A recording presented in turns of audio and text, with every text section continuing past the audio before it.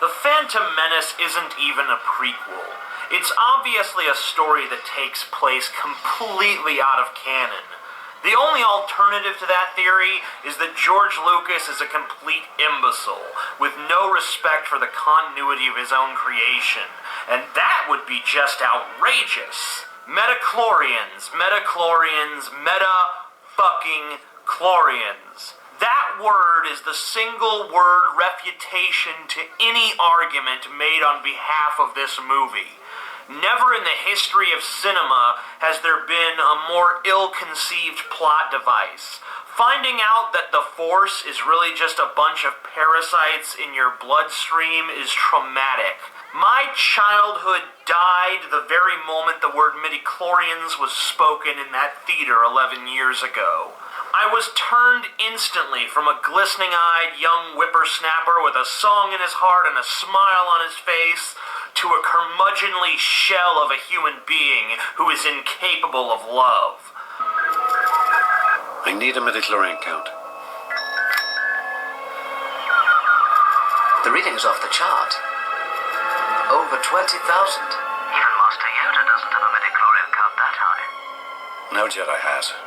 Finding out that the Force, the mythical power that Yoda spoke of with reverence... For my ally is the Force, and a powerful ally it is. Life creates it, makes it grow. Its energy surrounds us and binds us. Luminous beings, so we, not this crude matter. Is really just a form of bacteria is like finding out that pixie dust is made up of fungus which grows in the brain and stimulates a form of telekinesis whereby the subject can levitate their own body. The fungus's reaction is triggered by activity in the pleasure centers of the brain, which is why you have to think happy thoughts to make it work. Think of a wonderful thought, any merry little thought. Think of Christmas, think of snow, think of sleigh.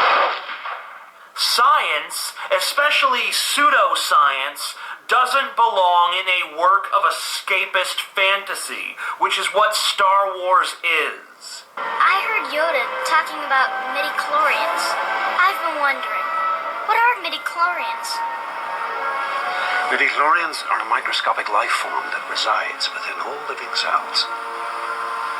They live inside me. Inside your cells, yes. Also, why is Obi-Wan Kenobi being trained by Qui-Gon Jinn? In the original trilogy, Obi-Wan claimed to be trained by Yoda.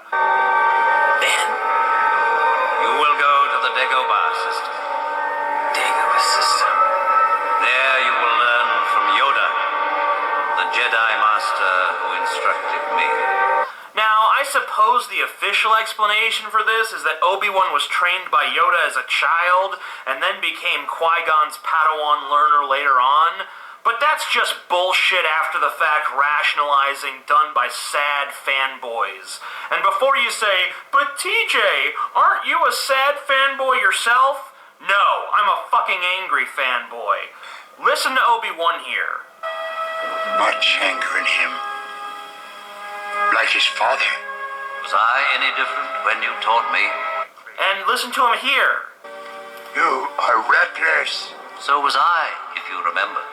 Does he sound like Yoda was just his preschool teacher? I can't tell you the correct answer, but I can tell you that it contains the words fuck and no. Another thing, R2-D2 was owned by Luke Skywalker's mom. C-3PO was built by Luke Skywalker's dad. These droids came from Naboo and Tatooine, respectively, and were both intimately tied into the lives of Luke's parents. Then, after decades of just kicking around the galaxy, they fall into Luke's lap in A New Hope. You know, there's some things that I can chalk up to the Force binds destinies together. And then there's shit like this. Do you know how improbable this is? If the entire saga took place on one planet, it would still be extraordinarily unlikely. But out of an entire galaxy of billions and billions of stars, many of which have their own systems according to Qui-Gon Jinn, these two droids wound up in the hands of the son of their former respective owners. If just half of those stars have planets, and they average 5 planets per system, then the odds of even one of those droids arriving on any planet at random is 1 out of 25 billion. Now, to be fair, the original trilogy had some pretty outrageous coincidences too.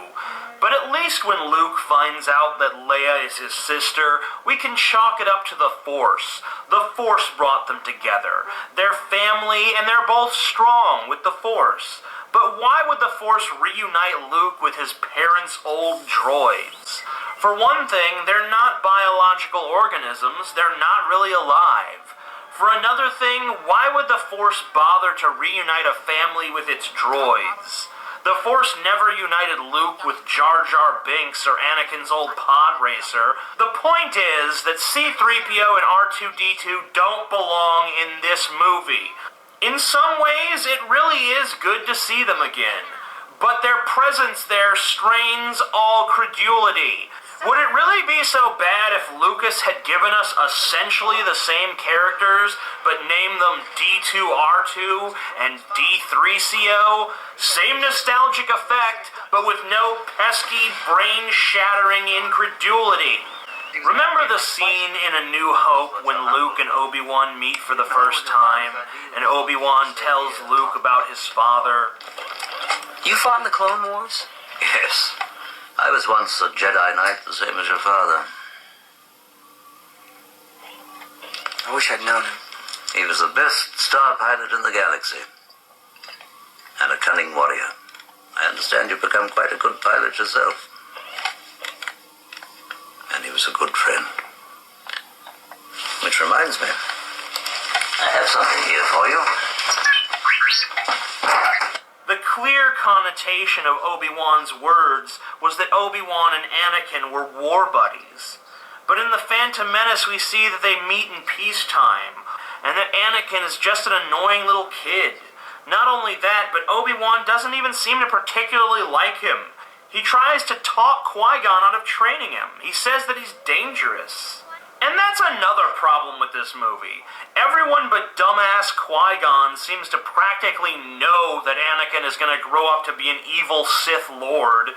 Qui-Gon is the only one who wants to train the boy. Yoda is against it, Samuel L. Jackson is against it, Obi-Wan is against it, and none of them give a clear-cut reason. In fact, the Council seems extremely agitated that Qui-Gon is even bringing the boy to their attention.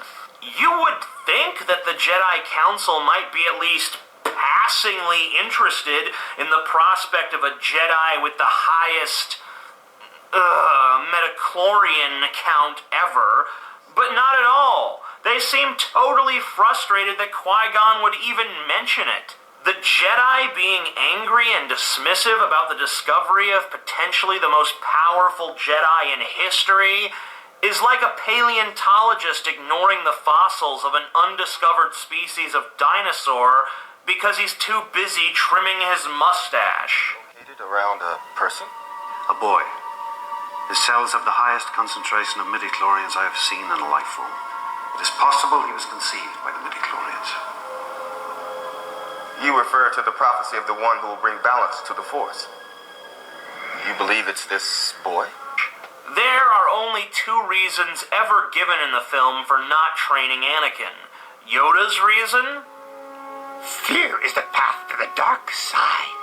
Fear leads to anger. Anger leads to hate. Hate leads to suffering. That is the worst hypothetical causal chain in the history of hypothetical causal chains. You could do it with any emotions. Watch. Lust leads to jealousy. Jealousy leads to betrayal. Betrayal leads to despair. Despair leads to longing. Longing leads to greed. Greed leads to industriousness. Industriousness leads to innovation. Innovation leads to wealth. Wealth leads to stability. Stability leads to happiness. Happiness leads to indulgence. Indulgence leads to lust. Lust leads to jealousy. Jealousy leads to betrayal. Betrayal leads to despair. Further, it's not even true. Fear doesn't always lead to anger. Fear sometimes leads to sound judgment. If you're afraid of a snake, you avoid the snake. If the snake is poisonous, you just saved your own life. Fear is good. We evolved fear for a reason.